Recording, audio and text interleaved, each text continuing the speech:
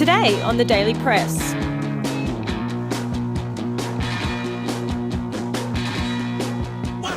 Good morning and welcome to the Daily Press. Coming up on today's show, we take a look at how New Zealand's reduced emissions targets are putting Australia to shame.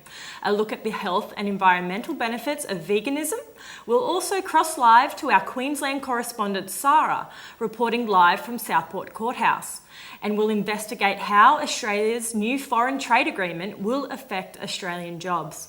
But first, here are the day's news headlines. Good morning. Let's see what's making news headlines this Wednesday, the 7th of October. A Queensland man who lost both parents when MH17 was brought down has homed in on findings that the Ukraine government should have closed its airspace to commercial airlines. In other news, a car has been extensively damaged in a suspicious fire in Adelaide. The BMW was thought to have been deliberately set on fire early on Wednesday in the driveway of a home at Largs North in Adelaide's northwest. Uber boss says ride-sharing service is a litmus test for the government. Uber has criticised the Queensland government for spruiking safety as a top priority without bothering to check on its ride-share company's safety procedures. Missing hunter Reg Fogarty survived in Western Australia's outback by eating black ants and didn't drink water for 6 days, before he was found alive in remote bushland in the northern goldfields early on Tuesday. Over to you, Kelly.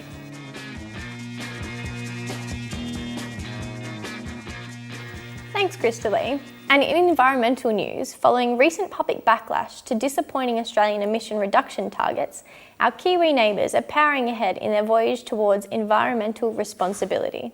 With the increasingly apparent impacts of climate change set to raise global temperatures and trigger a ripple of drastic consequences, countries around the world are stepping it up to do their part in the battle for a sustainable future.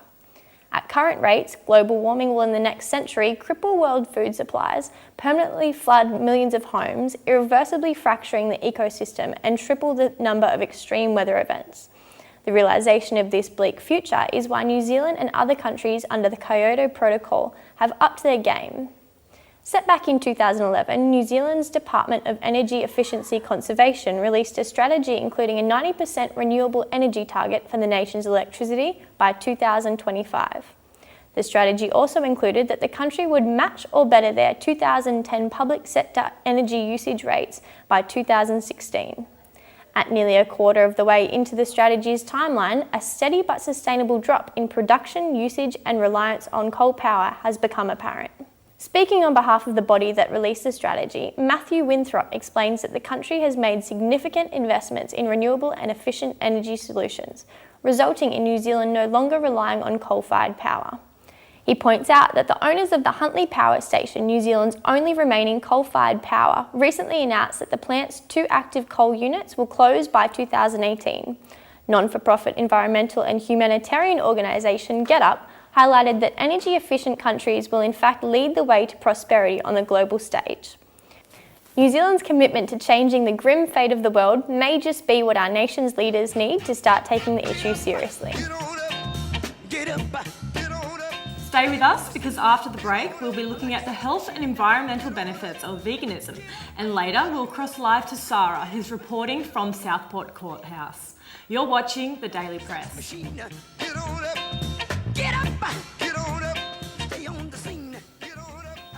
Welcome back. You're watching the Daily Press. Now over to Crystalie.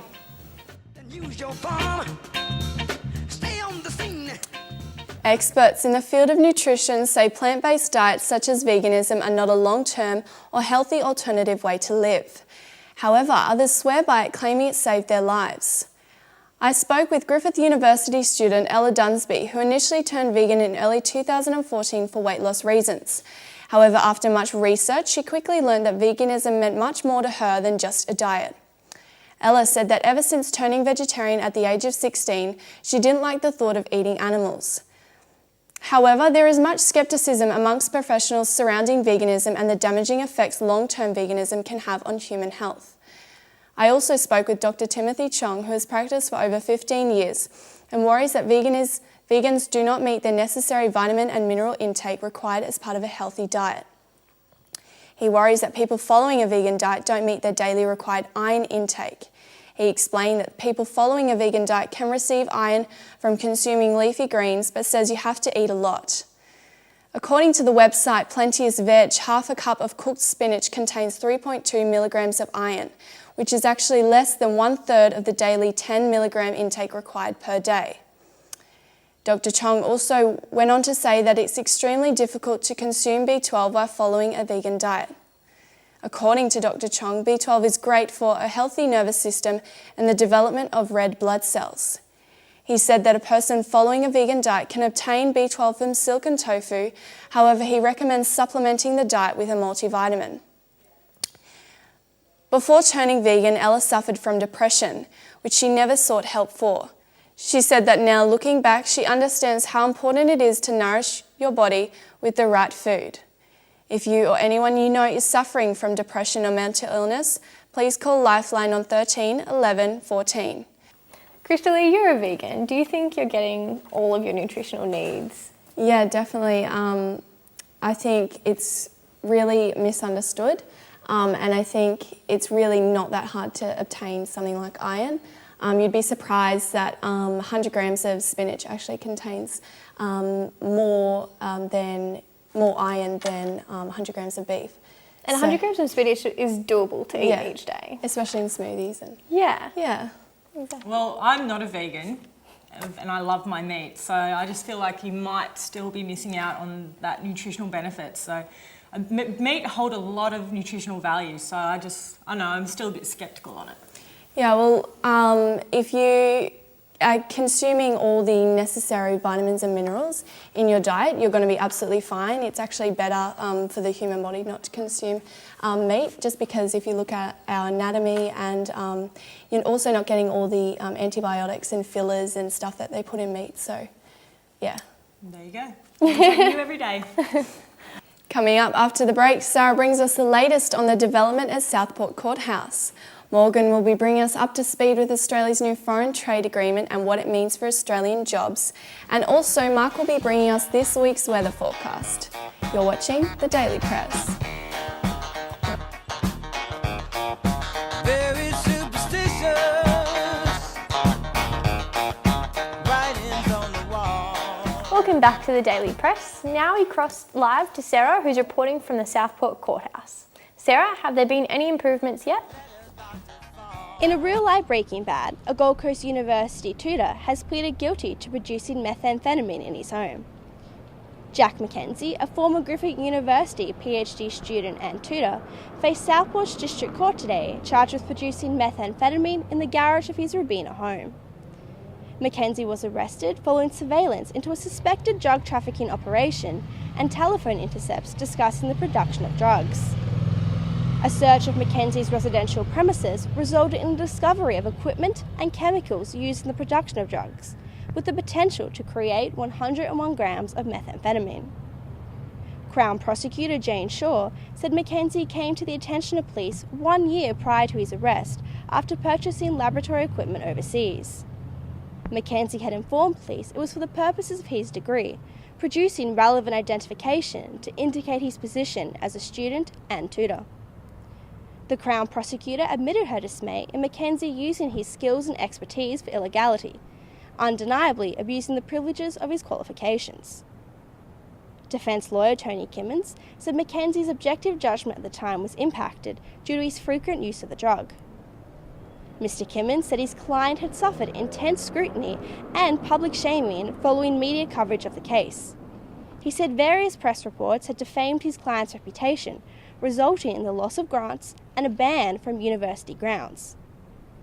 Whilst Mr. Kimmins did acknowledge the fact his client was partly to blame for his actions, he asked the judge to take into account the suffering already endured when deciding appropriate punishment. Throughout the sentencing, Mackenzie sat in the dock with his head bowed. Judge Catherine McGuinness revoked Mackenzie's bail and adjourned her decision until Thursday. Back to you guys in the studio. My chunks are me. You're a shark. Thanks, Sarah. Some interesting updates there. Now we cross to Mark in Main Beach, who will be giving us the weather forecast for the next few days. Mark? Hey guys, I'm here, Broadwater Parklands, looking at a beautiful view back over Surfers Paradise. It's a nice day here on the Gold Coast. Hopefully we have highs of 30 with possible chance of thunderstorms this afternoon, so make sure you grab your umbrella. Unfortunately for the next of the week it's looking the same. Little bit drab, little bit wet, so make sure you be prepared. But wait until Saturday and Sunday. It's going to be highs of 30, beautiful sunny weather, no chance of showers, so make sure you grab your friends, grab your family, come down to Broadwater Parklands to enjoy all the activities they have to offer. I'm Mark Alpin, back to you in the studio. Thanks, Mark. We've got to go to a break, but don't go anywhere because we've got Morgan bringing us the latest on Australia's new foreign trade agreement and what this means for Australian jobs. Then later on, we'll get updated on what's happening in the world of entertainment, news and sport. You're watching The Daily Press. I'll breathe stone. And welcome back to The Daily Press. Morgan, over to you. Thanks, Crystalie.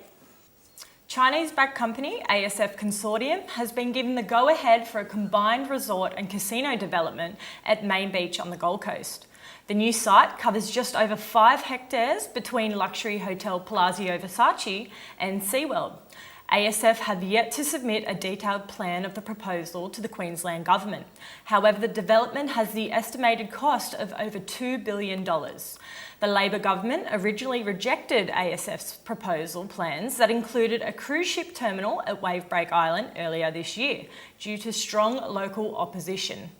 ASF have not released details of the employment opportunities to be generated by the development, but have stated that the proposal will create thousands of future jobs for the city.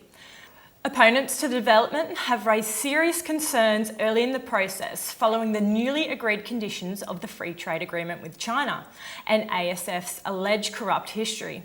According to the free trade agreement, Chinese companies can bring in foreign workers for infrastructure projects over $150 million. The agreement also says that Chinese companies can set up infrastructure projects without testing the local market for employment first. Construction, Forestry, Mining and Energy Union Branch Secretary Robert McMahon says the free trade agreement with China could devastate the Gold Coast construction industry. Mr. McMahon says Chinese developers are given the opportunity to employ overseas workers as cheap labour, and there are no guarantees in place that any jobs created will go to local workers first.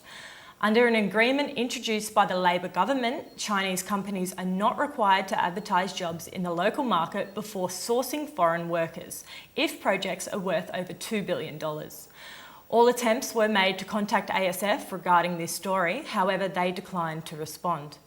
Last year, it was revealed that several ASF members have been investigated for alleged involvement in fraudulent practices for casino contracts in Manila and the United States.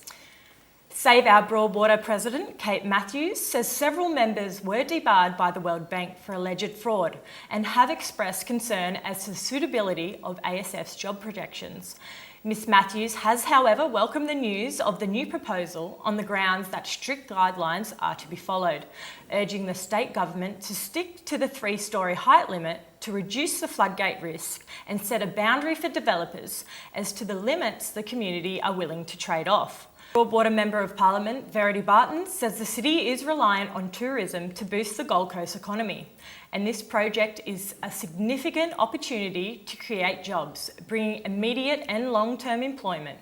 Ms Barton said the free trade agreement is anything but a threat to employment, with an emphasis on the government's commitment to job creation, targeting a minimum of 80% local job participation. The next stage of the process is for ASF to submit a detailed plan to the state government in the first quarter of 2016, outlining the scale of impacts. If approved, this will be the Gold Coast's second casino, joining Jupiter's Casino in Broadbeach.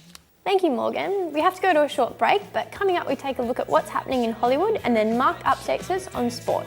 You're watching The Daily Press. There's no one else inside in the crowded lonely night. Well, I wait so long for my love vibration and I'm dancing with myself. Welcome back to The Daily Press. Now it's time for Morgan to bring us the latest on entertainment news. Which new movies should we expect to see in the cinemas this week? Well, this week we're off to the movies. It's Wednesday, which means new movies are hitting the screens. And today sees the release of one of the year's best, And if there wasn't ever a perfect timing, this is just it. We learn fascinating details about our nearest neighbours in space and ponder life on Mars. It's called The Martian. I guarantee you that at some point, everything's gonna go south on you. Ready? And you're gonna say, this is it. This is how I end. Commander, Mark is dead. We have to go now. Matt Damon plays botanist Mark Whitney, who is part of an expedition on Mars when a storm hastens their departure. His fellow astronauts leave him behind, presumed dead. Directed by Ridley Scott, this film follows the intergalactic journey to rescue the stranded man. Go see it before someone tells you what happens. Taylor Swift has proven once again why she's the hottest woman in Hollywood. The singer was performing in Nashville during her 1989 world tour and was joined on stage by rock and roll icon Mick Jagger. The pair fronted crowds singing the Rolling Stones hit Satisfaction. Swift will hit Australian shores in late November. Visit Frontier Touring for dates and ticketing. And Hugh Jackman has been a busy man over the weekend, hosting with Stephen Colbert at the Global Citizen Festival. 60,000 people in Central Park, New York, with artists like Beyonce, Ed Sheeran and Coldplay, performing as well and premiering their new song, Amazing Day. So that's all we've got time for tonight. We do hope you've enjoyed tonight's program. Next week on the show, we chat to Matt Damon and the stars of Martian, and our favourite Aussie actress, Rebel Wilson, joins us in studio to chat about her upcoming movie premiere. We hope to see you next week, and good night.